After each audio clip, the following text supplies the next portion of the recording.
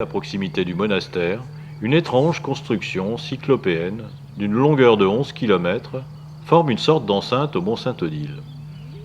Le mur païen, ainsi nommé par le pape Léon IX, a une origine et une destination controversées. Certains le disent vieux de plus de 3000 ans, d'autres pensent au contraire qu'il daterait du 7e siècle.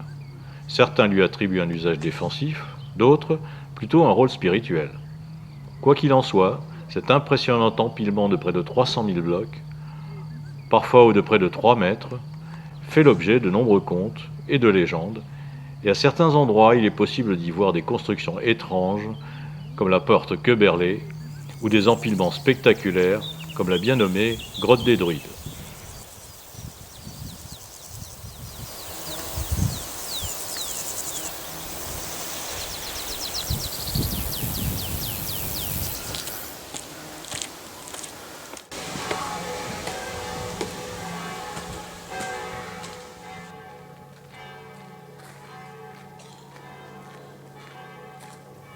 Lorsque les visiteurs et les pèlerins passent la porte du mont Sainte-Odile, ils commencent par aborder une vaste cour d'accueil et à droite de l'entrée trouveront une stèle commémorative de la visite du pape Jean-Paul II venu consacrer le lieu en 1988.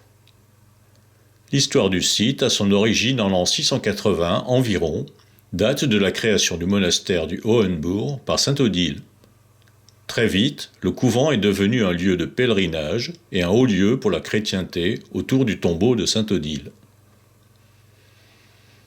Plus tard, le XIIe siècle a véritablement été l'âge d'or du mont Sainte-Odile et correspond aussi à l'époque de l'abbesse Hérade, connue pour avoir dessiné le fameux Hortus Deliciarum, qui était destiné à l'éducation des jeunes filles alsaciennes de bonne famille, ici au couvent du Hohenbourg.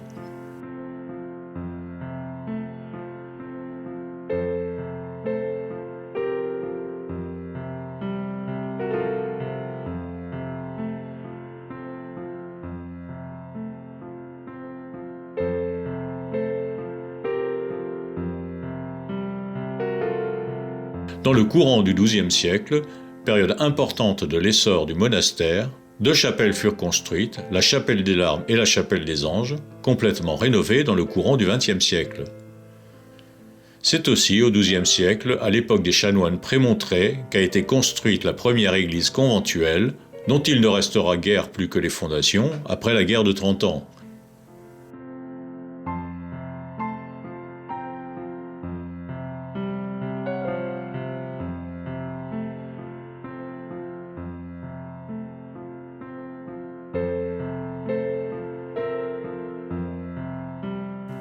Autre endroit remarquable, le cloître, doit son originalité au fait qu'il s'agit d'un cloître fermé. Agrémenté d'un jardin de style médiéval, magnifiquement entretenu, il jouxte par ailleurs l'église conventuelle, accessible par une porte donnant sur le jardin.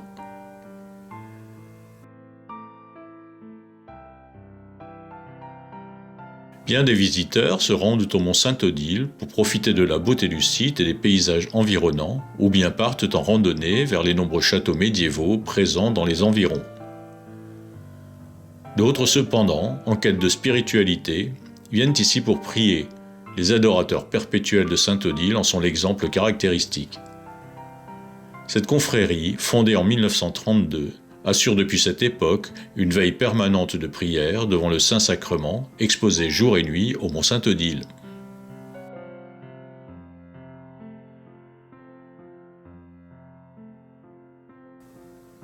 Situé à 760 mètres d'altitude, le site se termine au nord-est par une plateforme qui surplombe la plaine d'Alsace.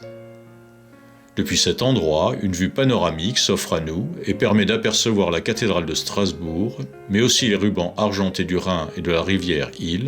Juste en contrebas, la vue plonge sur les villages d'Ottrott et de Saint-Nabord, et un peu plus loin vers la ville d'Obernai. Jetons un dernier coup d'œil à une curiosité conçue par des moines cisterciens au XVIIIe siècle. Il s'agit en fait d'un cadran solaire, unique en son genre, et dont la particularité est de donner l'heure dans différents endroits du globe, comme celui par exemple où se situe l'antique Babylone.